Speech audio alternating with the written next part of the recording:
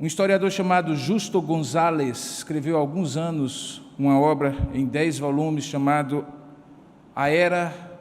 História Ilustrada do Cristianismo. Naqueles 10 volumes ele começou a expor todas as partes que em 2000 anos da história caracterizaram cada período. E o primeiro deles, depois desta época da Igreja Apostólica, ele chamou de a Era dos Mártires. Justo Gonzalez caracterizava a Era dos Mártires como a Era de Dioclécio, ou a Era diocleciana. Um período particularmente difícil em que sucessivos Césares, imperadores romanos, caracterizaram-se por uma perseguição implacável do cristianismo. Um após outro perseguiu de todas as formas, de todos os meios, aquela religião que até então era uma religião circunscrita à Judeia, a Jerusalém, mas que com o passar dos anos havia se espalhado por todo o Império Romano e começava a trazer problemas, porque questionando as chamadas religiões de mistério, que eram religiões ocultistas, misturas de ocultismo com o gnosticismo da época e também o culto ao imperador, que era considerado como o Pontifex Maximus, o sumo pontífice do panteão romano de deuses. O cristianismo começa a se tornar algo que era indesejado na sociedade em qualquer uma das cidades do Império Romano.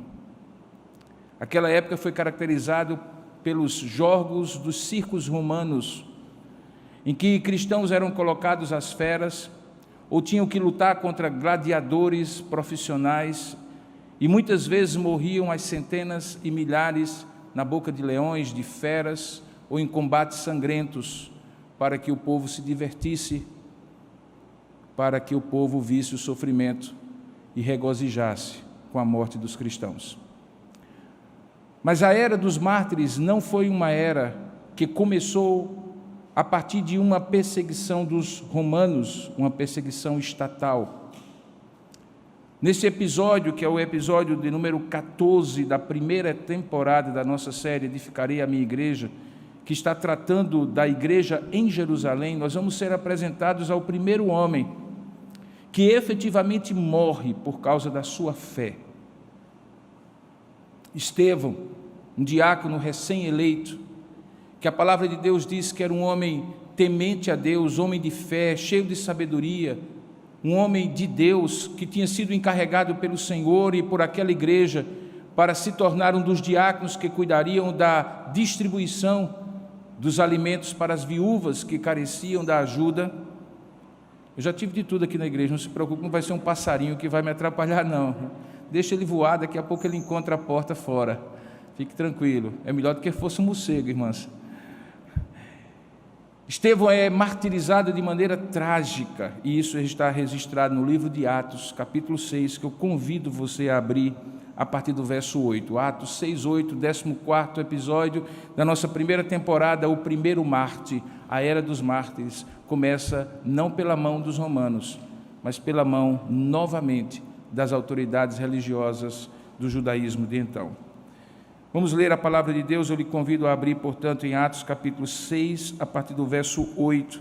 Nós iremos até o capítulo 8, verso 1, mas não iremos ler tudo o que está ali, porque é o mais longo sermão que o livro de Atos contém. Atos capítulo 6, a partir do verso 8, diz assim: Estevão, cheio de graça e poder, fazia prodígios e grandes sinais entre o povo. Levantaram-se, porém, alguns dos que eram da sinagoga chamada dos libertos, dos sirineus, dos alexandrinos e dos da Cilícia e Ásia, e discutiam com Estevão. E não podiam resistir à sabedoria e ao espírito pelo qual ele falava. Então subornaram homens que disseram: temos ouvido este homem proferir blasfêmias contra Moisés e contra Deus. Sublevaram o povo, os anciãos e os escribas, e investindo contra ele o arrebataram, levando-o perante o sinédrio. Apresentaram testemunhas falsas que depuseram: dizendo: este homem não cessa de falar contra o lugar santo e contra a lei de Deus, porque o temos ouvido dizer que este Jesus, o Nazareno, destruirá este lugar e mudará os costumes que Moisés nos deu. Todos os que estavam no sinédrio, fitando os olhos em Estevão, viram o seu rosto como se fosse um rosto de anjo. Então lhe perguntou o sumo sacerdote: porventura é isto assim? Agora pule um pouco o texto e vá até o capítulo 7, versículo 54, quando diz assim: ouvindo eles isto, enfureciam-se no seu coração e rilhavam os dentes contra ele. Mas Estevão, cheio do Espírito Santo, fitou os olhos no céu e viu a glória de Deus e Jesus que estava à sua direita, e disse a eles: eis que vejo os céus abertos e o Filho do Homem em pé à destra de Deus. Eles, porém, clamando em alta voz, taparam os ouvidos e unânimes arremataram contra ele e, lançando-o para fora da cidade, o apedrejaram. As testemunhas deixaram suas vestes aos pés de um jovem chamado Saulo e apedrejavam Estevão, que invocava e dizia: Senhor Jesus, recebe o meu espírito. E então, ajoelhando-se, clamou em alta voz: Senhor, não lhes imputes este pecado. E com essas palavras adormeceu. E no versículo 1 do capítulo 8 diz: e Saulo consentia na sua morte. Que Deus abençoe a sua palavra lida. Amém. Vamos orar. Ó Deus amado e querido Pai, nós rogamos a tua bênção sobre a exposição da tua palavra, que por si só é suficiente para falar ao nosso coração e ministrar a nossa alma, nos edificando e produzindo em nós, ó Deus, o verdadeiro conhecimento de Ti, da Tua vontade, de tudo aquilo que Tu queres falar conosco nesta noite. A Tua palavra é luz para o nosso caminho e lâmpada para os nossos pés, ó Pai. E nesta hora em que nós vamos expor esta palavra, rogamos que o Senhor abra o nosso entendimento, fale ao nosso coração, traga compreensão a cada um de nós que está aqui, a cada um daqueles que está de casa participando deste culto, a cada um daqueles que vai ouvir e assistir e participar tempos depois desse momento em que nós estamos. Que o Senhor fale apesar de nós e que o Senhor fale poderosamente e pela Tua graça, pois é assim que nós oramos e Te agradecemos em nome e para a glória de Jesus. Amém. Quando o Justo Gonzalez fala que houve uma era, anos depois desse episódio, chamado a Era dos Mártires, a primeira pergunta que nos traz à mente é: o que é um mártir? Obviamente que quando nós ouvimos isso, eu recordo das aulas de história do Brasil, onde nós ouvimos falar que Tiradentes tinha sido mártir da Inconfidência. E talvez a ideia de alguém que morre por uma causa esteja associada indelevelmente à ideia de martírio.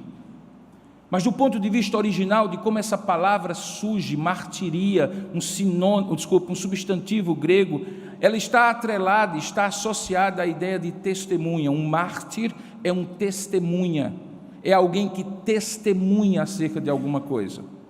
O martírio, portanto, é quando no extremo, no limite desse testemunho, alguém precisa fazer uma opção pela autopreservação, de eventualmente maquiar esse testemunho, calar-se, omitir-se ou professá-lo, e para isso correr o risco de ser morto. O martírio, portanto, está associado não a uma morte qualquer. Não é mártir alguém que sofre um acidente quando está indo para um culto, por exemplo. Não é mártir alguém que eventualmente, por fazer-se imprudente em alguma circunstância, resolve desafiar o risco da morte, supostamente por entender que Deus é soberano e a hora da morte nunca será retardada, e arriscando-se coloca a vida em perigo e morre.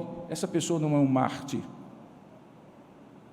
Um mártir é alguém que, entendendo que Deus o chamou à luz de Atos capítulo 1, verso 8, que quando o Espírito de Deus se derramasse sobre a igreja, essa igreja seria testemunha em toda Jerusalém, em toda a Judéia, Samaria, até aos confins da terra, no processo de dar testemunho privado a alguém, pessoal a um grupo de pessoas ou publicamente, é instado, ameaçado de morrer se continuar, e então toma a decisão de continuar e eventualmente é morto e assassinado. Até então, este privilégio, como era conhecido, o privilégio do martírio, de morrer por amor a Cristo, não tinha sido ainda experimentado por nenhum cristão. É verdade que Pedro e João, principalmente, tinham sido presos 2 ocasiões, açoitados, ameaçados, como nós vimos nos episódios anteriores. Mas nenhum cristão ainda havia sido levado ao extremo de, se testemunhasse, morrer por amor a Cristo. Estevão, que não era apóstolo, era um daqueles 7 homens que, como nós expusemos hoje pela manhã, haviam sido recrutados, escolhidos por Deus no meio da comunidade dos discípulos, por ordem dos apóstolos, a quem coube ordená-los e investi-los no diaconato. Estevão era um homem que supostamente deveria ficar restrito a fazer a distribuição filantrópica de ação social às viúvas que estavam sendo negligenciados, o problema justamente que foi provocado e que os apóstolos trouxeram a solução pela instituição dos diáconos. No entanto, Estevão era um diácono diferenciado. Se você prestar atenção no versículo 8, é dito logo no início que ele era um homem cheio de graça e de poder, que fazia prodígios e grandes sinais entre o povo. Essa expressão prodígios e sinais, ou às vezes prodígios, milagres e sinais, até então estava reservada apenas às figuras dos apóstolos. Apenas Pedro, apenas João e os demais apóstolos eram tidos como aqueles que faziam milagres, sinais e prodígios. Domingo passado, por exemplo, você recorda que eu expus um texto em que as pessoas acreditavam até mesmo que pelo caminho por onde Pedro passasse, se deixasse alguém enfermo, a sombra da sua presença haveria de curar aqueles enfermos. Quando o texto, então, Lucas registrando acerca de Estevão, diz que ele era um homem cheio de graça e de poder, que fazia milagres ou prodígios e sinais, fica muito claro que Estevão, diferentemente dos outros 6 diáconos, era um diácono diferenciado. Ele certamente se envolvia na obra ordinária que os diáconos faziam, mas por alguma razão, e aí é uma questão explícita de sabedoria, de vocação, de missão que Deus havia lhe dado, ele também havia se tornado alguém que Deus usava para operar milagres, sinais e prodígios, e como nós veremos, para também pregar o Evangelho. Apesar de ele ser um homem diferenciado, ele não era diferenciado na consciência que todos os cristãos daquela época tinham, e creio nós que todos nós devemos ter, de que pregar o Evangelho e se colocar à disposição do que Deus quiser fazer por sua vida é a grande missão do cristão. O cristão, independentemente de cargo, de função, de título, é alguém chamado justamente para ser testemunha de Cristo. Portanto, ele não era diferenciado porque era especial, porque era uma categoria diferenciada, especial, uma categoria premium de discípulo de Cristo. Não. Ele era diferenciado porque Deus havia dotado a ele, além do ofício do diaconato, dos dons e talentos que um diácono precisa ter, como o texto anterior diz, que fosse um homem de boa reputação, cheio da sabedoria e do Espírito de Deus, ele também, Deus, de maneira específica, havia chamado e dotado aquele homem para operar milagres, sinais e prodígios. Mas além disso, Estevão era um homem diferenciado, porque como você vai perceber na leitura do texto, quando aqueles judeus da sinagoga chamada dos libertos, dos sirineus, dos alexandrinos e dos da Cilícia e Ásia, que era uma sinagoga que havia em Jerusalém, formada por judeus que tinham vindo dessas regiões do norte da África e da Turquia, e que tinham um culto específico, uma forma específica, e que se levantaram contra ele. Diz o verso 10, que quando eles começaram a discutir com Estevão, certamente sobre a lei do Senhor, eles não podiam resistir à sabedoria e ao espírito pelo qual ele falava. Portanto, no segundo aspecto, Estevão era diferenciado porque era um homem que pregava com poder, com sabedoria, a ponto de, na sua persuasão, dada pela sabedoria e pelo Espírito de Deus, aqueles que se levantavam para corrigi-lo, para contestá-lo, para afrontá-lo, para discutirem com ele, não conseguiam superá-lo na sabedoria de Deus. Estevão também era um homem diferenciado, um diácono diferenciado, porque, como diz o verso 15 que nós lemos, quando ele estava diante do sinédrio, diante daqueles que, como Suprema Corte em Israel, podiam matá-lo, assim como tinham aprisionado a Pedro, aprisionado a João, como tinham matado a Jesus, ele diz o texto que tinha uma serenidade tal, que aqueles que ouviram, veja aí no verso 15, aqueles que fitavam os olhos em Estevão, viram o seu rosto como se fosse um rosto de anjo. Aquela serenidade angelical, da tranquilidade, da paz de Deus, diante de um perigo iminente, de um risco muito grande de ser morto, porque testemunhava de Cristo. Quando você junta essas descrições que estão entremeadas no texto, estão nas entrelinhas do texto, que diz que ele era um homem que com poder e graça operava sinais e prodígios, que era um homem que com grande sabedoria pregava o evangelho a ponto daqueles que contestavam não poder superá-lo pelo Espírito de Deus que lhe dava sabedoria, e que ele fazia isso não com um rosto crispado de ira, mas com um olhar e um semblante tranquilo como de um anjo. Então você percebe claramente que Estevão era um diácono diferenciado. Mas ele não era apenas diferenciado pelo que ele fazia, pelo caráter, pela serenidade, pela sabedoria que ele tinha, mas porque ele conseguiu arregimentar contra si o mesmo nível de oposição, o mesmo nível de perseguição que até então havia sido reservada apenas aos apóstolos, e antes dos apóstolos a Jesus. Se você olhar a descrição que nós vemos no verso 9 e no verso 11, você vai encontrar semelhanças muito grandes no modus operandi, como aqueles que se levantaram contra Estevão também tinham se levantado contra João, contra Pedro e contra Jesus. Veja que no verso de número 9 diz o texto que aqueles que se levantaram e que eram da sinagoga chamada dos libertos discutiam com Estevão, e no verso 10, apesar de não poder resistir à sabedoria e ao Espírito com o qual ele pregava, no verso 11, eles partiram para uma medida extrema de subornar homens que dissessem mentiras acerca do que Estevão estava pregando.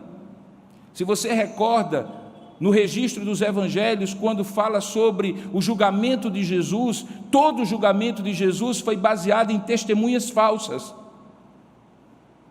Quando você lembra da maneira como Pedro e João foram postos diante do sinédrio nos capítulos anteriores de Atos, você vai perceber que o mesmo tipo de motivação, de inveja, de controle político, religioso, de territorialismo, de reação a uma suposta ameaça que a fé cristã trazia ao status quo religioso e político da época, também se encontra aqui. Observe que as acusações que eles fazem é que supostamente ele pregava que Jesus o Nazareno, veja o verso 14, destruirá este lugar, e este lugar se referia ao templo, o centro do poder religioso do judaísmo de então, o templo de Herodes, e que mudaria os costumes que Moisés tinha dado a eles, veja ainda no verso 14. Portanto, semelhantemente aos apóstolos e semelhantemente a Jesus, houve um levante, uma discussão, um suborno, uma mentira, e as acusações eram as mesmas que faziam a Jesus e que faziam os apóstolos João e Pedro, que eles blasfemavam, e assim também Estevão, contra Moisés, contra Deus, que ele levantava o povo contra o templo, para destruir o templo, e destruindo o templo, destruir toda a religião judaica. O que Lucas está tentando registrar aqui, irmãos, é que, semelhantemente ao que os apóstolos de Jesus tinham sofrido, um homem comum, um diácono que havia sido eleito para ajudar na distribuição dos alimentos às viúvas, sofre o mesmo que os líderes religiosos do cristianismo, os apóstolos do Senhor e o próprio Jesus sofre. Lá um pouco na frente, no Novo Testamento, a palavra de Deus diz, estabelecendo aquilo que eu chamo de teologia do martírio, que todo aquele que quiser viver piedosamente em Cristo Jesus, Paulo escreve a Timóteo, sofrerá perseguição. A teologia do martírio informa que qualquer pessoa que quiser levar Deus a sério, pregar o Evangelho a sério, viver o Evangelho a sério, em algum nível, de alguma maneira, em algum momento sofrerá perseguição, seja apóstolo, seja o próprio Jesus, seja um diácono como Estevão, seja alguém comum como eu e você. O martírio, a perseguição, a hostilidade não é privilégio daqueles que, por serem líderes, fazem algo diferente do que provoca essa perseguição e provoca este martírio. Basta ser crente, basta levar Deus a sério, basta pregar o Evangelho, basta ser diferente, ir contra a correnteza, e algum tipo, em algum nível e de alguma forma de perseguição você enfrentará. É essa grande lição que, de alguma maneira, Lucas quer mostrar quando conta a história de Estevão e de como ele foi perseguido. Da mesma maneira, Lucas está trazendo esse texto à luz para nos mostrar qual deve ser a nossa atitude diante da perseguição. Veja que, diante da perseguição, ou mesmo quando a perseguição se avizinha, não se deve deixar de testemunhar. Apesar das blasfêmias, ou melhor, das mentiras sobre blasfêmias, apesar da tortuosidade dos argumentos, da manipulação das palavras de Estevão, supostamente dizendo aquilo que ele não dizia, a única atitude que ele faz e que ele tem é pregar a verdade, porque contra o erro só existe algo que pode corrigi-lo, a verdade. E uma verdade que consegue se expressar de maneira que é compreensível, não apenas usando chavões e jargões que muitas vezes internamente nós conhecemos, mas argumentando de maneira inteligente e competente para demonstrar a verdade, porque segundo Wittgenstein, a verdade é a pera de toque que desgasta o erro e faz realçar a realidade. Ele pregava de maneira correta, ele manifestava o seu pensamento de maneira cristalina, ele conhecia as Escrituras e ele era capaz de expor, de argumentar, de persuadir as pessoas pela sua pregação, a ponto daqueles que o acusavam não terem como levantar-se contra ele, se opor e desmenti-lo e desfazer as suas palavras.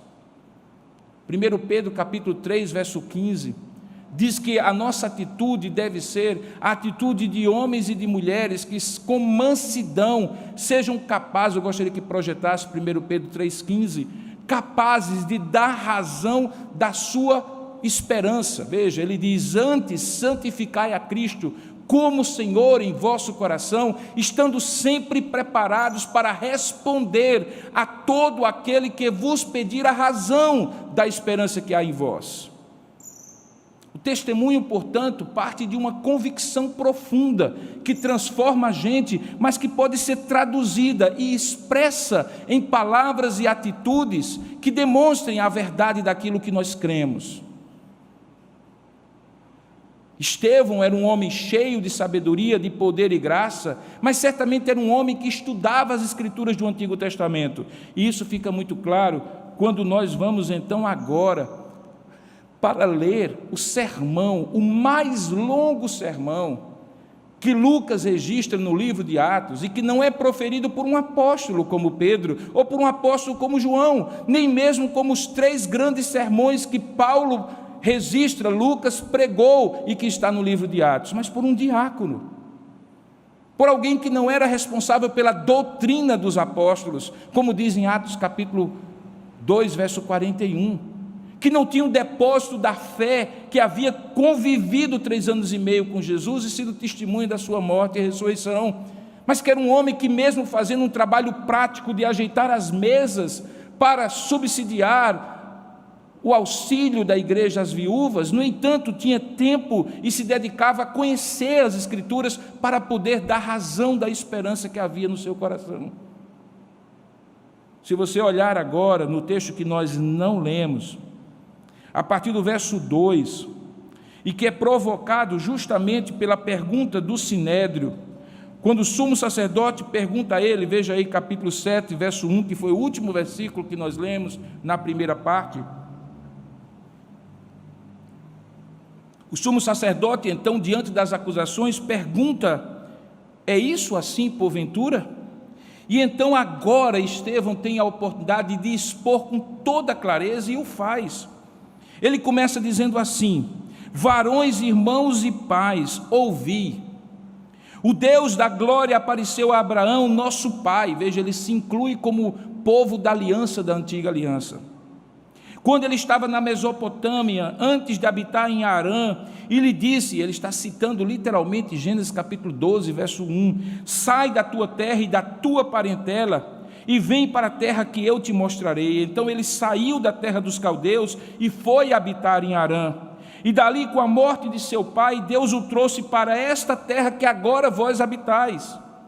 Nela, ele não lhe deu herança, nem sequer o espaço de um pé, mas prometeu dar-lhe a posse dela, e depois dele a sua descendência, não tendo ele filho. E falou Deus que a sua descendência seria peregrina em terra estrangeira, onde seriam escravizados e maltratados por 400 anos. Ele está falando do tempo do Egito. E diz ele que Deus falou que ele julgaria a nação da qual eles foram escravos, e depois disso sairão dali e me servirão neste lugar. Então ele lhes deu a aliança da circuncisão. Assim nasceu Isaque, e Abraão circuncidou ao 8º dia. De Isaque procedeu Jacó, e destes os 12 patriarcas.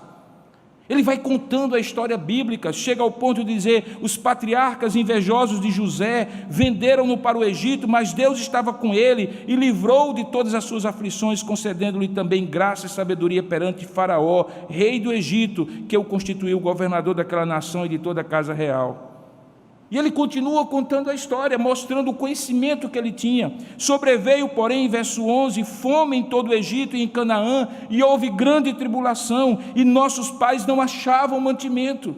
Mas tendo ouvido Jacó que no Egito havia trigo, enviou pela primeira vez os nossos pais. Ele registra a história exatamente como está em Gênesis. E ele continua, e aí chega no verso 17.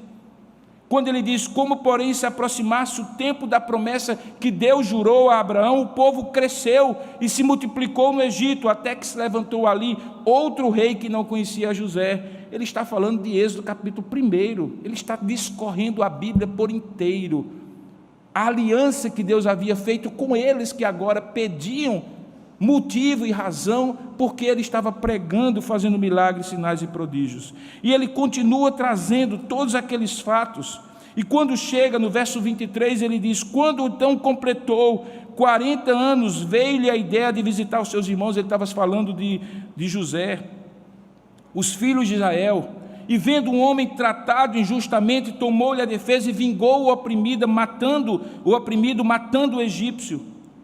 E aí ele diz que Moisés cuidava que seus irmãos entenderiam que Deus os queria salvar por intermédio dele, porém eles não o compreenderam.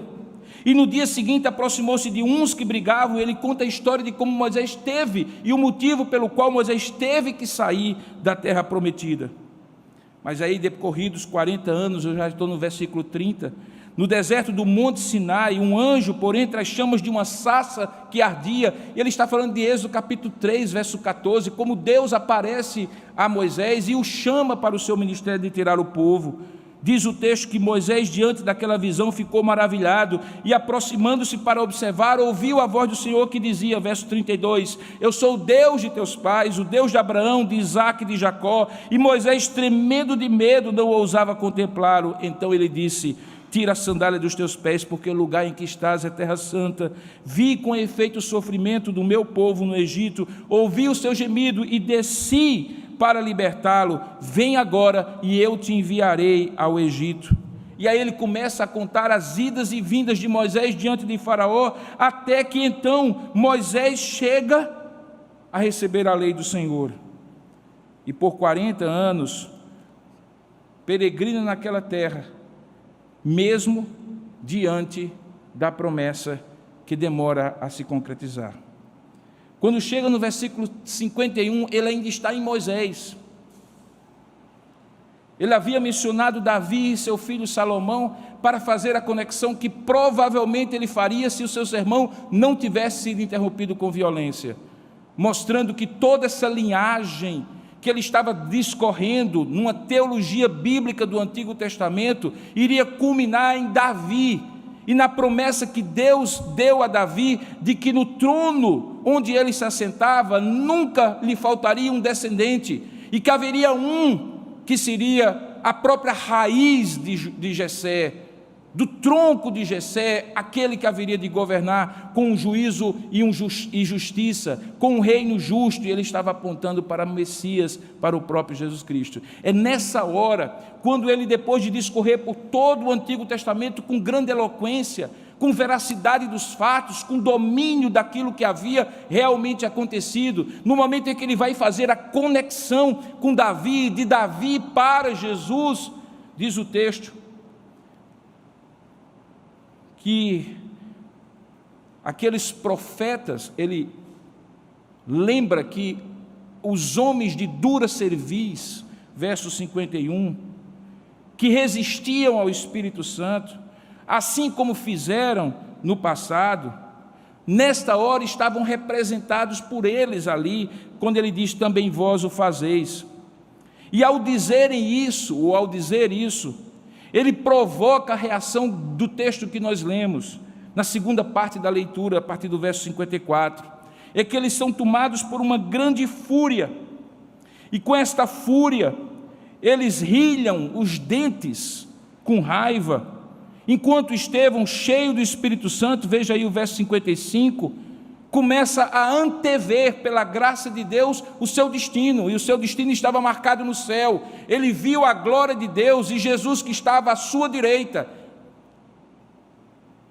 e estava à sua direita, diz o texto, de pé, porque ele mesmo diz diante das pessoas, verso 56, eis que eu vejo os céus abertos e o Filho do Homem em pé à destra de Deus. Essa é a única ocasião em toda a Bíblia que Jesus é descrito como não estando à direita e assentado à direita do que está no trono.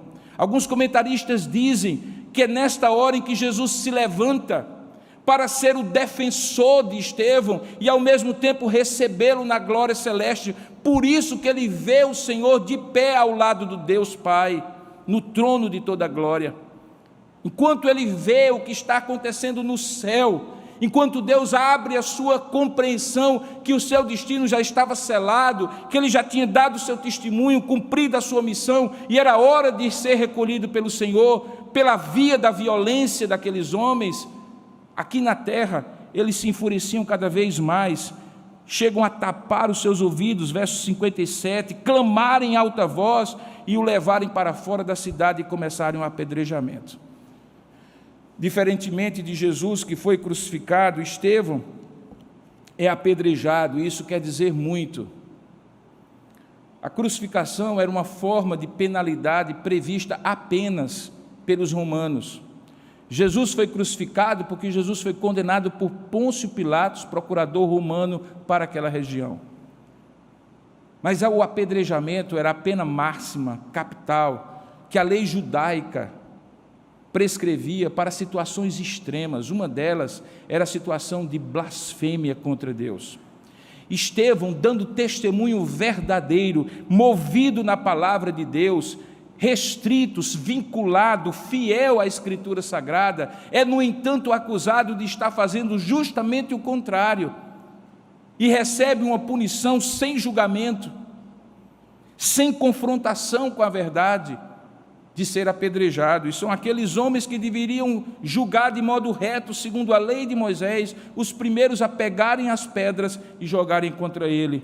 E diz o texto que naquele momento, uma outra semelhança maravilhosa fica clara entre Estevão e Jesus Cristo, a quem ele testemunhava. Se você olhar direitinho, aquela relação de fúria, aquele apedrejamento, acaba proporcionando que a atitude de Estevão seja semelhante à atitude de Jesus Cristo. E aí você vai perceber a segunda grande verdade sobre o testemunho, sobre o martírio.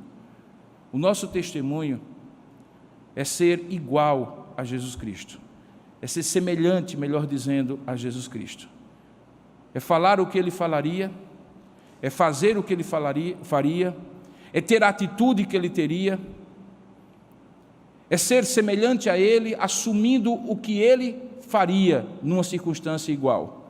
E se você olhar direitinho e ler comigo o versículos 55 e 56, você vai ver o que está acontecendo. Diz o texto no verso 55, que Estevão, cheio do Espírito Santo, fitou os olhos no céu e viu a glória de Deus e Jesus que estava à sua direita, e disse: eis que vejo os céus abertos e o Filho do Homem em pé à destra de Deus. A partir dali, tudo o que Estevão vai fazer vincula-se com a visão de que ele tinha, de que Jesus era o motivo, o centro, a razão, o propósito do seu testemunho e, consequentemente, do seu martírio. Se você olhar no versículo 58, ele faz a mesma coisa que Jesus fez. Diz o texto, no versículo 59, diz o texto que enquanto apedrejavam Jesus, ele invocava em oração a Deus e dizia as mesmas palavras que Jesus disse: Senhor Jesus, recebe o meu espírito. E no versículo 60, quando ele se ajoelha e clama em alta voz, ele também faz a mesma coisa que Jesus fez. Ele intercede pelos seus algozes, pelos seus acusadores, por aqueles que o apedrejavam, dizendo: Senhor, com as mesmas palavras que Jesus havia dito, não lhes imputes este pecado. Perceba que o testemunho de Estevão não eram palavras apenas, não era sabedoria e graça, não eram manifestações miraculosas de sinais e prodígios. No momento extremo, ele se assemelha tanto a Jesus, que repete o ritual da cruz. Entrega a Deus o seu espírito, o seu destino, a sua vida. Intercede por aqueles que o acusam e o apedrejam, e se entrega nas mãos de Deus, se assemelhando a Cristo, porque o testemunho é quanto mais você for semelhante a Cristo. Não é apenas uma questão de argumento, de milagres, de sinais, de prodígios, mas de transformação de caráter, de personalidade, de mudança dessa natureza carnal com a qual nós nascemos, para uma natureza espiritual que se assemelha ao Filho de Deus, que revela o fruto do Espírito, que faz com que a gente se pareça com Jesus Cristo nos momentos mais extremos, em que o nosso temperamento é testado, em que acusações falsas nos são feitas, em que nós somos prejudicados, perseguidos, e às vezes nos perguntamos: o que foi que eu fiz para merecer isso? É simples, querido, você não fez nada, mas a semelhante do seu Senhor, a semelhança do seu Senhor, você como servo, passará pela mesma situação de ser acusado injustamente, perseguido injustamente, e consequentemente terá a oportunidade e o privilégio de responder semelhantemente ao seu Senhor.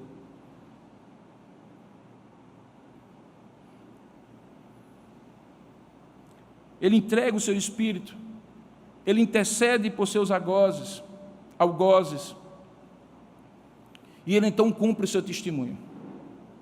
O testemunho começa com ele cheio de sabedoria e poder, fazendo milagres, sinais e prodígios.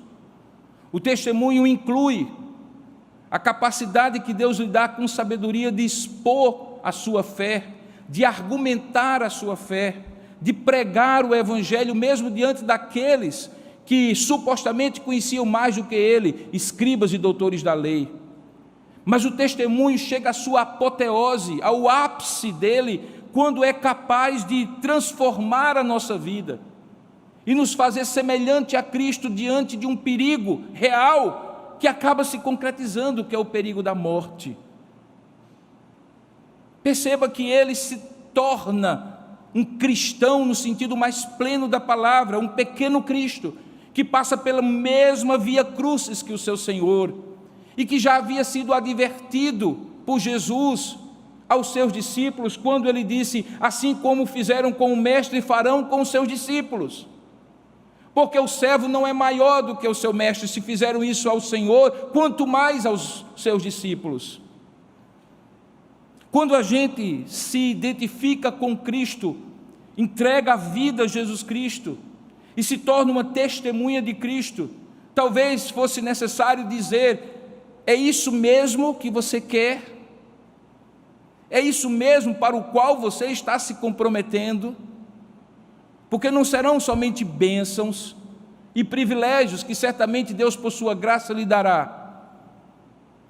Em muitos momentos Ele lhe protegerá, mas em muitos momentos Ele lhe deixará vulnerável ao escárnio, à perseguição, para que você possa, à semelhança de Cristo, ter o seu caráter cristão provado. Se você conseguirá fazer aquilo que o seu mestre fez e que os verdadeiros discípulos de Jesus, como Estevão, fizeram: interceder por aqueles que lhe perseguem, permanecer com o coração calmo, sereno e tranquilo diante da antevisão de que, se tudo der certo, Deus pode lhe livrar, mas se der mais certo ainda, o seu lugar no céu já está garantido. E portanto não há o que temer, nem mesmo a própria morte. Quando a gente fala de teologia do martírio, a gente está falando exatamente disto: até que ponto você, como testemunha de Cristo, está capaz ou é capaz de ser levado, está pronto e disponível para ser levado. Há um detalhe no final desse texto que é fundamental, que é o que eu chamo de as primícias dos frutos de um testemunho verdadeiro. Veja, tudo isso está acontecendo possivelmente na sala de julgamento do Sinédrio em Jerusalém. O Sinédrio era formado por 70, alguns comentaristas dizem 72 homens, idosos, anciãos de Israel. Alguns deles eram sacerdotes, outros eram escribas, doutores da lei. Muitos eram fariseus, muitos eram saduceus. O sumo sacerdote presidia o Sinédrio. Nós conhecemos o poder que o Sinédrio tem, do julgamento de Jesus na figura de Anás e Caifás, da prisão de Pedro e João na figura de Anás, Caifás, dos capitães do templo e assim por diante. Mas há um nome que aparece agora, que não havia aparecido antes, e que vai ser o nome mais importante da segunda metade do livro de Atos. Um jovem, para os padrões da idade do Sinédrio, não é que ele era um rapazinho. Alguns dizem que para fazer parte do Sinédrio você tinha que ter pelo menos 40 anos, portanto era um jovem para os padrões dos octogenários do Sinédrio, chamado Saulo, da região de Tarso. Diz o texto que, quando eles fizeram isso, lançando-o para fora da cidade, verso 58, as testemunhas que foram levadas para dar falso testemunho contra Estevão, depois de tirarem a roupa, porque o apedrejamento era nu, depois de tirarem a roupa de Estevão, eles deixaram as vestes aos pés de um homem, de um jovem chamado Saulo.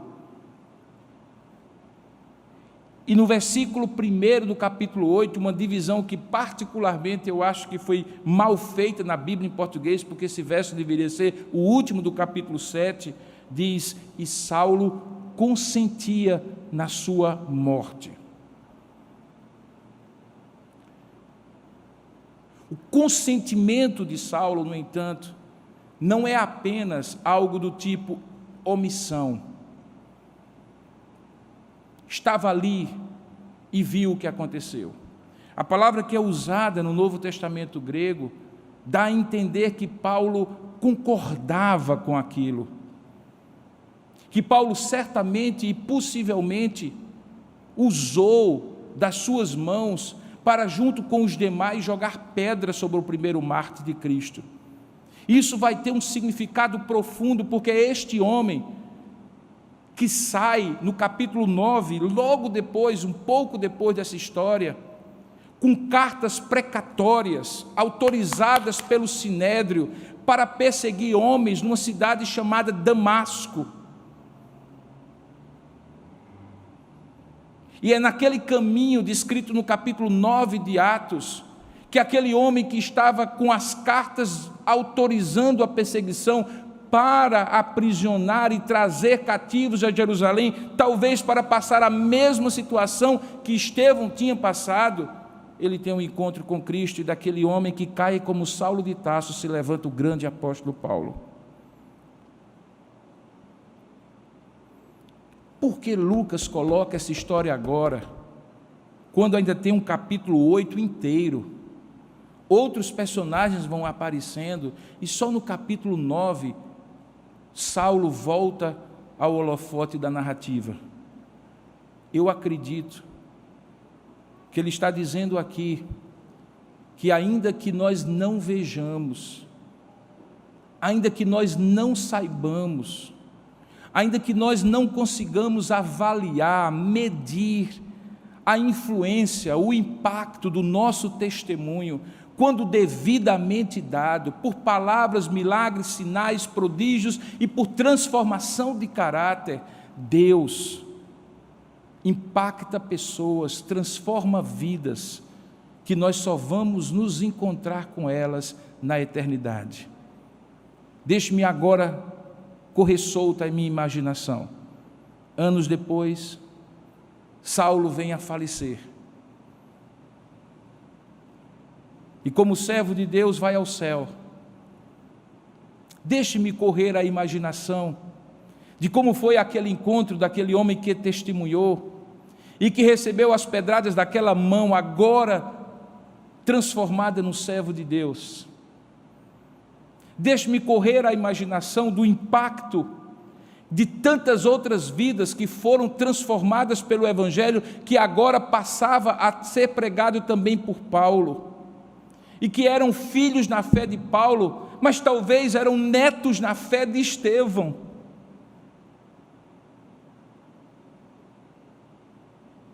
Às vezes a gente não vê o que Deus faz por nosso intermédio. Nem sempre aquele que planta colhe. Nem sempre aquele que testemunha vê o fruto acontecendo aqui. Lucas traz o registro da presença de Saulo nesse apedrejamento, para nos indicar que vale sim muito a pena, irmãos, que testemunhemos do Evangelho, se possível e preciso for, até mesmo com a nossa vida, porque foi para isso que fomos conquistados por Cristo, e os frutos desse testemunho certamente serão abundantes, ainda que colhidos na eternidade. Isso me faz lembrar o texto que Paulo escreve aos Coríntios, no final da sua carta, no capítulo 15 da primeira carta, verso 58, quando ele diz assim: portanto, meus amados irmãos, sede firmes, inabaláveis e sempre abundantes na obra do Senhor, sabendo que no Senhor o vosso trabalho não é em vão. Trabalho de diácono não é em vão, trabalho de presbítero não é em vão, trabalho de apóstolo não foi em vão, trabalho de pastor não é em vão, trabalho de crente não é em vão, quando o trabalho é o testemunho que, se preciso for, pode colher a nossa própria vida. Alguém já disse, eu encerro com essa frase: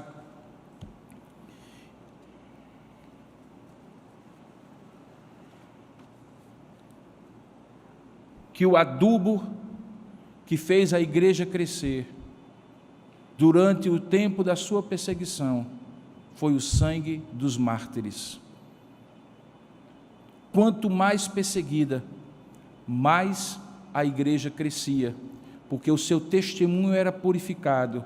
Só ficava quem era de verdade do Senhor, e quem era de verdade do Senhor tinha um testemunho tão poderoso, tão coerente, tão firme, eloquente, com manifestações de poder, graça e sabedoria, e com transformação de caráter, que uma só pessoa, convertida e de fato comprometida com Deus, é usada por Deus muito mais do que 100 que apenas se agregam ao Senhor sem um verdadeiro testemunho de vida. Queridos, eu tenho, nos últimos tempos, falado frequentemente, quem tem acompanhado a série tem me ouvido falar, esses tempos difíceis que nós começamos a antever, quando pregar o Evangelho é criminalizado, ou tem a tendência cada vez maior de ser criminalizado, em que verdades de Deus, que estão postas na Escritura, supostamente, ou de fato são guardadas pelo direito à livre expressão e à livre crença, e que estão sendo questionados, um totalitarismo ideológico, um patrulhamento ideológico contra a fé cristã, saibam, não vai parar aqui. Não vai parar aqui. Estejam prontos. Estejam prontos. Estejam prontos.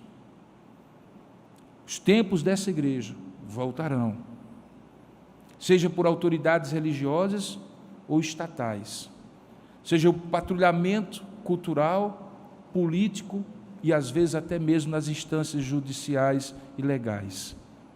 Estejam preparados, porque nos últimos tempos, diz a palavra do Senhor, quem é testemunha precisará testemunhar, se preciso for, com a própria vida. Que Deus nos fortaleça, porque a palavra de Deus diz que muitos, não poucos, muitos, e queira Deus que você não esteja incluído entre eles, quando tiverem que testemunhar com a própria vida, preferirão negar, como Pedro fez, trair, como Judas fez, apostatar da fé, como alguns já fizeram ao longo da história. Que entre eles eu não esteja, que entre eles você não esteja, mas deixe-me dizer, é cuidando do nosso testemunho agora, que nós nos preparamos para os tempos mais difíceis que virão pela frente. É firmando as nossas convicções, cuidando do nosso testemunho, caminhando e conhecendo essa Escritura, não porque a carregamos nas mãos, porque talvez haverá um dia em que nós não iremos carregar nas mãos, precisaremos tê-la somente no coração. Nesses dias, nós precisaremos estar preparados. Queira Deus que estejamos. Que Deus nos abençoe. Amém.